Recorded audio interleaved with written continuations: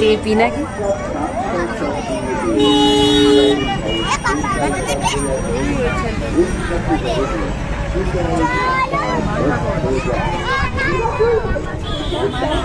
চলে এসেছে।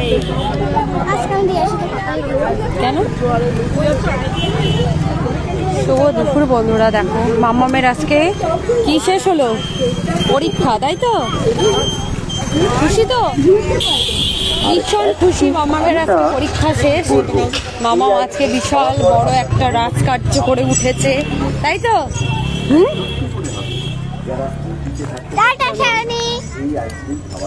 কিছু বলে দাও ফ্রেন্ডদেরকে, তুমি কতটা খুশি পরীক্ষাটা শেষ হয়ে? অনেকটাই খুশি। আর কেমন দিলে পরীক্ষাটা আজকে? কম্পিউটার পরীক্ষা দিতে গিয়ে আজকে ভাইয়েরও চিন্তা করা হয়েছিল যে ভাইয়ের কাছে কখন যাব। সেটাই, আমাদের ছোট্ট ভাই হয়েছে। কিসের? তোমার পরীক্ষাটা কেমন হলো? ভালো? মনটা খারাপ কেন? তো দেখো পরীক্ষা শেষ, তো আমার ছোট্ট একটা পুষ্টি বাবু হয়েছে। তো সামনেই ভোট, সবাই জানো, ভোটটা না হলে তো যেতে পারবো না। আমি ভেবেছিলাম পরীক্ষাটা হলেই যাবো দিতে, এখন ভাইয়ের কিছু করার নেই, ভোটের জন্য খাবে আর দেরি করেই তাই যেতে হবে। দেখা যাক। আরে আপাতত তিনজন চলো দেখি, একটা আম দেবা দাদা আমাদের?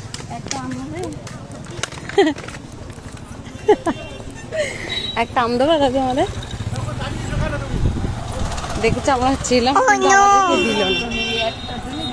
কিছু বলার নেই, ওদের নিজস্ব কোনো বিবেক নেই যে ছোট ছোট বাচ্চা মেয়েরা ওদের কাছে একটা আম চেয়েছে, দিল না। বুঝেছো? একটা আম তো দিতে পারতো দাদা আমাদের।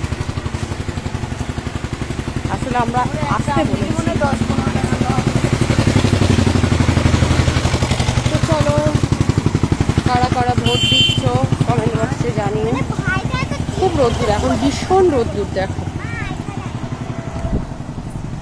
ভীষণ মানে ভীষণই রোদ্দুর।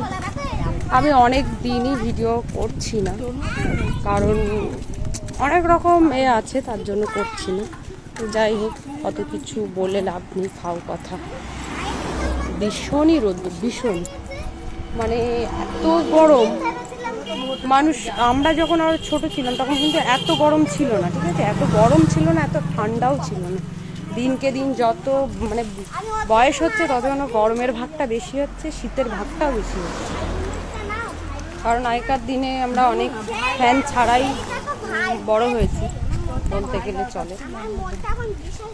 তো চলো, একটা বাইরে এখন গিয়ে একটু ফ্যানের তলায় বসে ঠান্ডা জল খেয়ে শুরু করে দেবো খাওয়া দাওয়া দিচ্ছে। চলো, বাই।